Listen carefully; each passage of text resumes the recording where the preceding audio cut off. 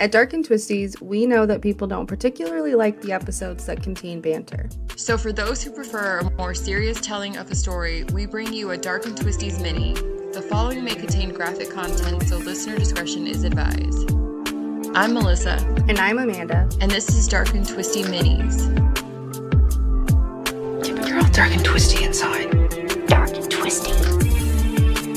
I'm not happy and bubbly. I'm dark and cloudy. Are you having the dark and twisties? We are not happy, glowy people. Yeah. Both of you are dark and twisty. Because you're the only one who knows me. Darkly. Really knows me. If I murdered someone, she's the person I'd call to help me drag the corpse across the living room floor. Are you and Christine in a dark and twisty place? Are you in the dark place? Yeah. Me too.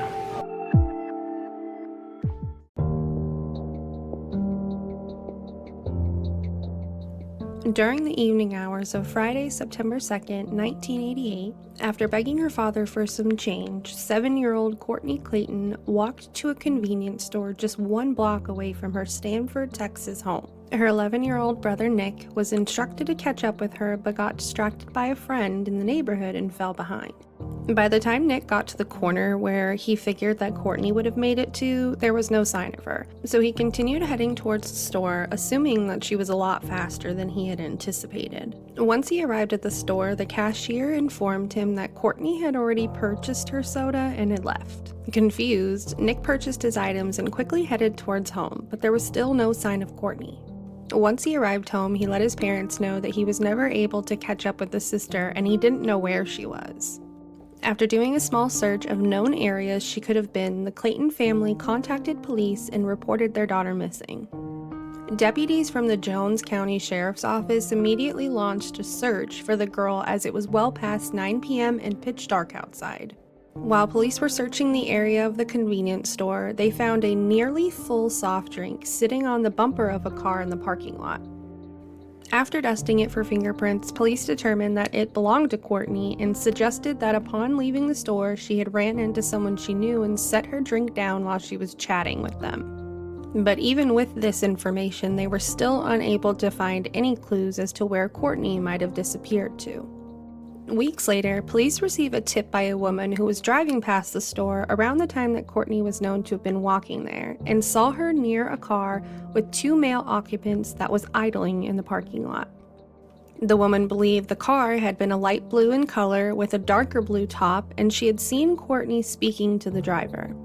The woman had agreed to be hypnotized in hopes of remembering any new information about the men she had seen or the car, and the police were able to create a composite sketch of the man that she had seen talking to Courtney.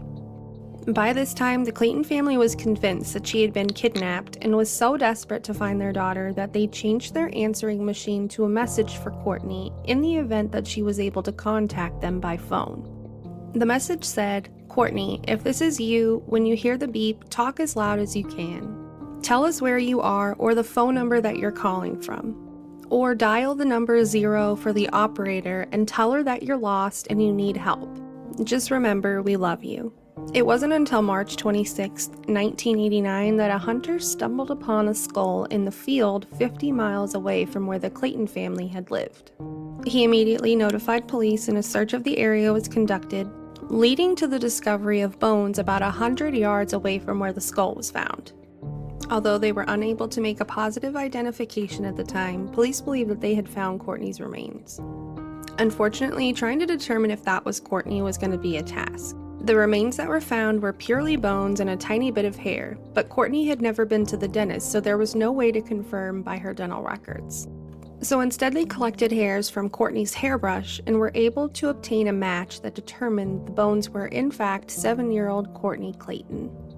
The coroner ruled that Courtney's death was a homicide, but was unable to determine the exact cause of death. The Clayton family was devastated by the news, but found comfort in knowing that she wasn't lost anymore and could finally rest while police looked for her killer.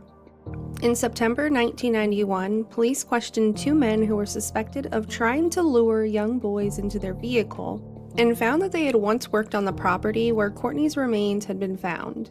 But both men were quickly ruled out due to passing a polygraph test. In 2016, Jones County Sheriff's Office released an update to the composite sketch of the man that was seen speaking to Courtney, but it was progressed to show what the person might look like in present time. As of today, police have been unable to identify the person or persons responsible for the death of 7-year-old Courtney Clayton.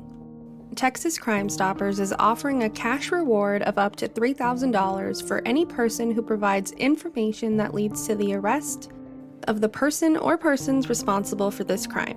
To be eligible for the cash reward, tipsters must call the Crime Stoppers hotline at 1-800-252-TIPS. That's 1-800-252-8477.